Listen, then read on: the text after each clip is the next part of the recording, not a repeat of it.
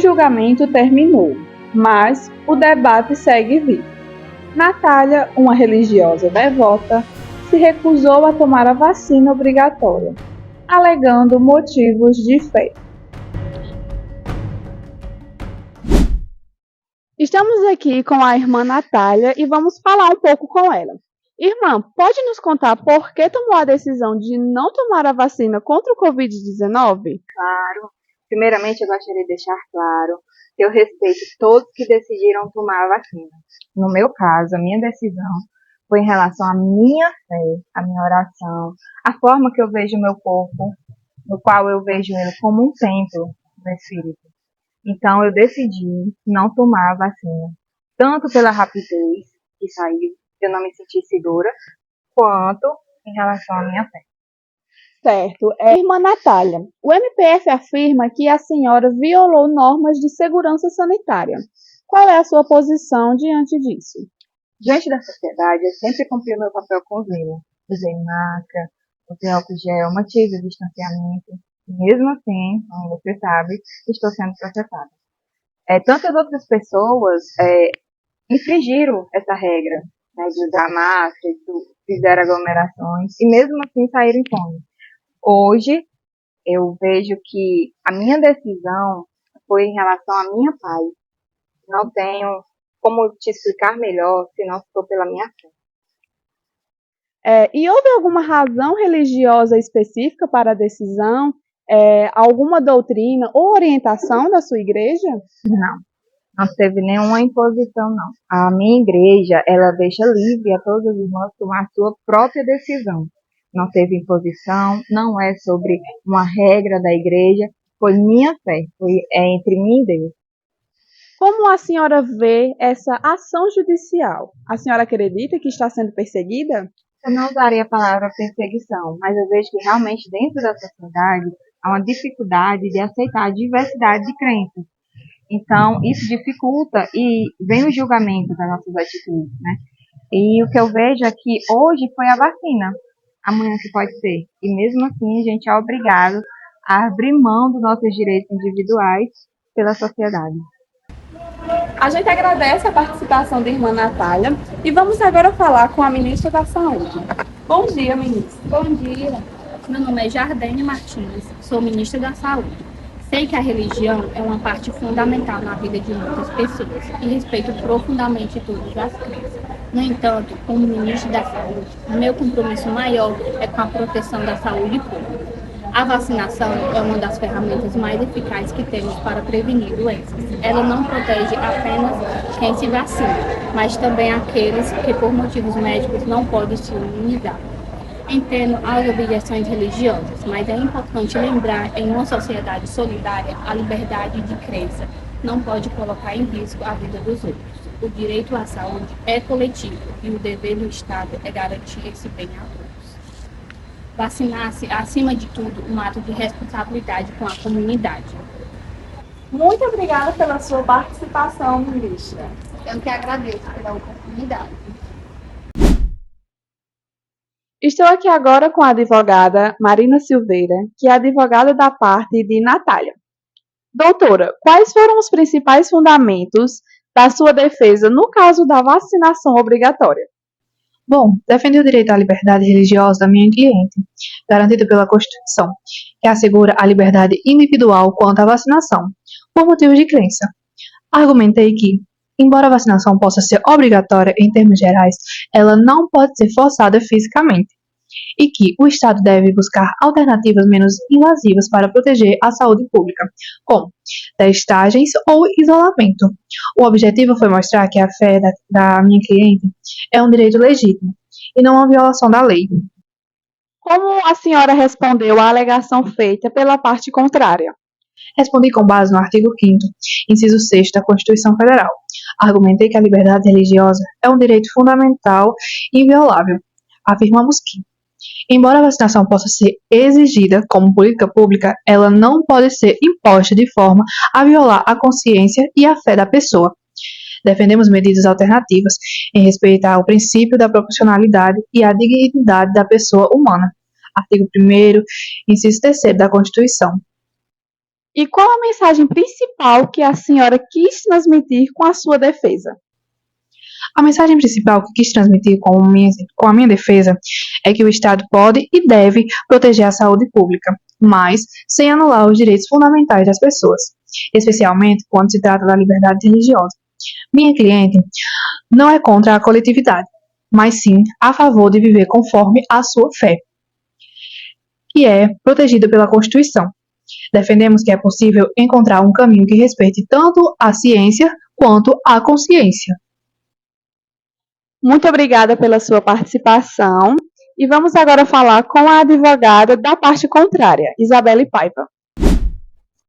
Bom, eu vou dar continuidade fazendo para a doutora Isabelle as mesmas perguntas que eu fiz para a doutora Marina. Doutora, quais foram os principais fundamentos da sua defesa no caso da vacinação obrigatória? Bom, a minha defesa teve como base a Constituição Federal e os valores que sustentam o Estado Democrático de Direito. Desde o início, destaquei que a vacinação obrigatória em um contexto de pandemia é uma medida legítima e necessária para garantir o direito de todos. Esse direito está expressamente previsto no artigo 196 da Constituição, que garante a saúde como direito de todos e dever do Estado garanti-lo, mediante as políticas públicas necessárias para a redução do risco de doenças e de outros agravos. Esse dispositivo impõe ao poder público o dever de adotar ações concretas que garantam o bem-estar da população, inclusive com medidas preventivas. A vacinação, nesse cenário, não é uma escolha isolada, mas é uma estratégia coletiva de proteção. Assim, defendi que o Estado não só pode, como ele deve adotar medidas que garantam a efetividade desse direito fundamental, especialmente diante de uma emergência sanitária de grande escala. Bom, e como a senhora respondeu à alegação feita pela parte contrária? As alegações baseadas na liberdade religiosa foram tratadas com respeito, mas dei o devido esclarecimento que a situação exigia. O artigo 5º, inciso 6º da Constituição garante a liberdade de crença, mas é muito importante ressaltar que nenhum direito fundamental é absoluto, e isso inclui a liberdade religiosa. Quando esse direito ameaça o bem-estar coletivo ou compromete a saúde pública, ele deve ceder espaço ao interesse público, como já é reconhecido pela doutrina e pelo próprio Supremo Tribunal Federal. O exercício da liberdade religiosa é plenamente legítimo, mas não pode ser utilizado para colocar em risco a vida de outras pessoas.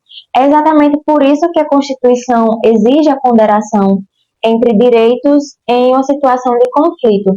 Mostrei que o Estado, ao adotar uma ação em defesa da saúde pública, não está negando a fé de ninguém, mas está garantindo a segurança de todos. Em especial, destaquei que o Supremo Tribunal Federal tem se posicionado de forma coerente nesse sentido, reafirmando que a liberdade religiosa encontra seus limites nos direitos da Constituição. Certo. E como a doutora citou como referência na defesa, e qual foi a importância desses precedentes na argumentação apresentada? Eu citei como referência a ação direta de inconstitucionalidade 6.586 e 6.587, julgadas pelo Supremo Tribunal Federal, que reconheceram a inconstitucionalidade da vacinação obrigatória. Essas decisões são fundamentais porque demonstram que o Estado pode adotar medidas indiretas de proteção e para garantir a vacinação, como restrições em casos de recusa. Ou seja, o Supremo Tribunal Federal deixou claro que, diante de uma ameaça à saúde coletiva, é necessário agir para proteger a população como um todo. Esses precedentes deram solidez à minha argumentação, pois mostraram que o caminho adotado pelo Ministério da Saúde está em total conformidade com a jurisprudência mais alta da Corte do nosso país. Além disso, ressaltei que essas decisões não autorizam a vacinação forçada, mas sim a criação de condições legais para proteger a coletividade por meio de políticas públicas eficazes. A jurisprudência, portanto, reforça que os direitos individuais, quando em confronto com o interesse público em situações extremas, podem ser relativizadas. E qual a mensagem principal que a senhora quis transmitir com essa defesa? Bom, a mensagem que eu busquei deixar clara é que a minha defesa não foi apenas uma defesa jurídica, mas foi uma defesa da Constituição, da ciência e da vida.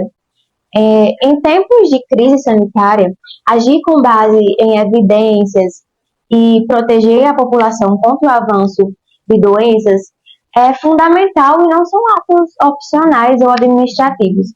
São deveres da Constituição que não podem ser ignorados. A proteção à vida é o valor mais elevado que nós temos na nossa ordem jurídica. O Estado não pode ser omisso em relação a isso. Diante de uma ameaça à integridade física e psíquica da população.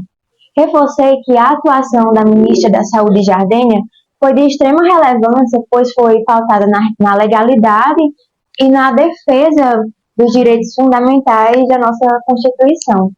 Acima de tudo, mostrei que a saúde, o direito à vida e à saúde, precisam ser compreendidos como condição para a efetivação dos demais direitos da Constituição, inclusive da liberdade religiosa. A gente agradece muito a participação de ambas as partes, pois diante de um assunto tão delicado como esse, nós precisamos ouvir todos os lados possíveis. Vamos agora falar com a ministra do STF. Não está sendo uma decisão fácil. Estamos falando de dois direitos constitucionais em tensão: o direito à liberdade de crença e o direito à vida. A função do judiciário é equilibrar esses princípios, mesmo nos momentos mais delicados. Ainda estamos avaliando os argumentos e considerando as implicações de decisão. Como ministra do STF, meu objetivo é garantir que a decisão seja justa e respeite os direitos fundamentais envolvidos.